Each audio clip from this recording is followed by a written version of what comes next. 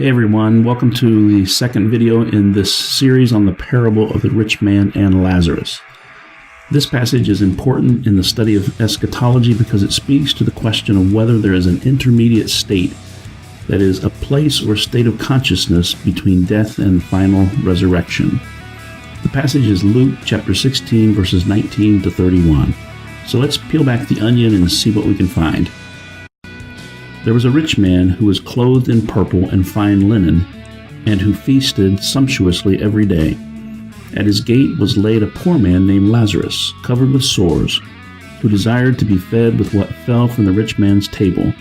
Moreover, even the dogs came and licked his sores. Luke 16:19 to 21. So from this description, what do we know about this man? Well, purple clothing signified great wealth. Purple dye was made from snails and was expensive. The purple probably referred to his outer garment. The term fine linen referred to his inner garments. I guess some people have nothing, others can afford expensive underwear. He lived a life of self-indulgence and luxury. Verses 21 and 22 state that at his gate was laid a poor man named Lazarus. He was covered with sores and desired to be fed with what fell from the rich man's table. Moreover, even the dogs came and licked his sores. What do we learn here about Lazarus? For one thing, we know his name. The name Lazarus means God helps, which is significant because it identifies a class of people who live in total dependence on God's help. This is the only time Jesus names a character in one of his parables. This also shows that though nobody in Israel knows who he is, God knows who he is. What is his condition? He is poor. His only hope for receiving food is to lie at the doorstep of a rich man hoping to receive a handout. That he lay at the rich man's gate indicates he was so sick, or maybe so hungry, or both, that someone had to carry him there. The observation that dogs licked his sores underscores his poor conditions. These are not family pets as we imagine today, but roving scavengers. They probably looked as ragged as Lazarus. That he lay at the gate of the rich man suggests a mansion that only the wealthy can afford. Lazarus was not looking for a 4-course meal. He wanted the scraps from the rich man's table. He wanted the food that the rich man threw into the garbage. His need was never fulfilled. He received nothing from the rich man. His suffering was ignored. Jews of that day would have considered the rich man as blessed by God and Lazarus as cursed for some hidden fault or sin. In the rich man's mind, this justified his attitude towards Lazarus. In verses 22 and 23, we read, "The poor man died and was carried by the angels to Abraham's side. The rich man also died and was buried. And in Hades, being in torment, he lifted up his eyes and saw Abraham far off and Lazarus at his side." The story does not end with death. Perhaps this is the most important message of this parable. Like something precious, the angels take Lazarus into their arms and carry him to the side of Abraham. The side, or bosom of Abraham, as the King James translates it, describes that place where the people of God are gathered. It is a place of reunion and fellowship. Lazarus goes from being indigent, suffering, and alone in the world to being welcomed into the company of the Lord, a true son of Israel. The rich man also dies, but instead of being carried by the angels, the text simply says he was buried. Death strips him of his wealth and opulent lifestyle. He has nothing. He finds himself in Hades, and being in torment, he lifts up his eyes and sees Abraham far off and Lazarus by his side. Notice that death for Lazarus and the rich man is a conscious experience. The rich man is immediately aware of his new status. Hades, or Sheol in Hebrew, was the abode of the dead.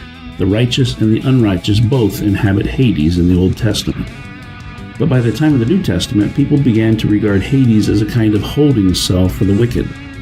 It is not, however, the same as hell, which was the word Gehenna, the final home of the wicked. Peter also speaks of the wicked being held in a temporary prison, 1 Peter 3:19. Also in 2 Peter 2:9 he wrote, "The Lord knows how to rescue the godly from trials and to keep the unrighteous under punishment until the day of judgment."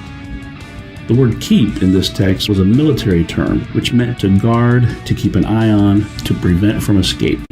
Anthony Hoekema, in his book The Bible in the Future, writes, Death brings about a temporary separation between body and soul. Since the New Testament does speak of the souls or the spirits of men as still existing during the time between death and resurrection, we may also do so, as long as we remember that this state of existence is provisional, temporary, and incomplete. Because man is not totally man apart from the body, the central eschatological hope of the Scriptures regarding man is not the mere continued existence of the soul, as in Greek thought, but the resurrection of the body. In an attempt to harmonize the body with biological monism, some Bible scholars are saying the soul cannot be separated from the body. Monism sees human beings as physical creatures, nothing more. According to this view, any sense of having something more is a product of our brains. We only imagine there is something more. These scholars want to distance themselves from Greek concepts of dichotomy that have plagued the church for millenniums. The infiltration of Greek philosophy into the church led to abuses such as asceticism, monasticism, considering human sexuality as sinful, and a general withdrawal from efforts to improve this current world. It is true that the Greek worldview has plagued the church. However, correcting this error does not require that we discard any possibility of the soul being separated from the body. The Bible speaks about the breath of God and the dust of the earth. Humans comprise these two components. Evidently, these can be separated as we await our resurrection bodies. In Hades, the rich man finds himself in torment. This word means severe pain. In our passage, it means suffering due to extreme heat. And he called out, "Father Abraham, have mercy on me, and send Lazarus to dip the end of his finger in water and cool my tongue, for I am in anguish in this flame." Notice that the rich man's attitude toward Lazarus has not changed. He is still giving out orders, even to Abraham, and he never addresses Lazarus. He does, however, name him. This suggests that he knew Lazarus, which makes the neglect of his suffering even more despicable. His failure to give aid to those in need means now that he receives no aid. His request seems minor, just a drop of water from the tip of his finger. But so is the request of Lazarus, just the scraps from his table that they would otherwise throw to the dogs. This reminds us of what Jesus says in the Sermon on the Mount. "Whatever you wish that others would do to you, do also to them, for this is the law and the prophets." Matthew 7:12. There are two reasons Abraham denies his request. First, the rich man's situation was the inevitable result of the way he lived his life. But Abraham said, "Child, remember that you in your lifetime received your good things, and Lazarus in like manner bad things. Now he is comforted, and you are in anguish." Verse 25. The theme of role reversal was a favorite theme of Jesus. Remember his saying in Matthew 20, verse 16, "The last will be first, and the first will be last." There is no mercy in the afterlife for those who fail to show mercy in this life. This reminds us of another saying in the Sermon on the Mount, "Blessed are the merciful, for they shall receive mercy." Matthew 5:7.